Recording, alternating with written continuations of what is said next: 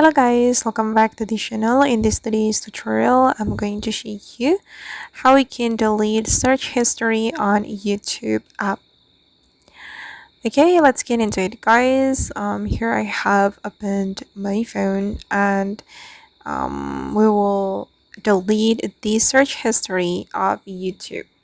Okay, if you want to delete the search history, you need to go to your account on YouTube. Okay, this one, and then here we'll be able to delete the search history. Okay, if you want to delete it, you can go back to the setting and then you will answer it. Okay, and now I'm just going to go to the manage all history to clear search history. Okay, I'm going to click on manage all history. Alright, and then I'm going to delete it. We just need to click on delete right here, and I'm just going to delete today. Okay.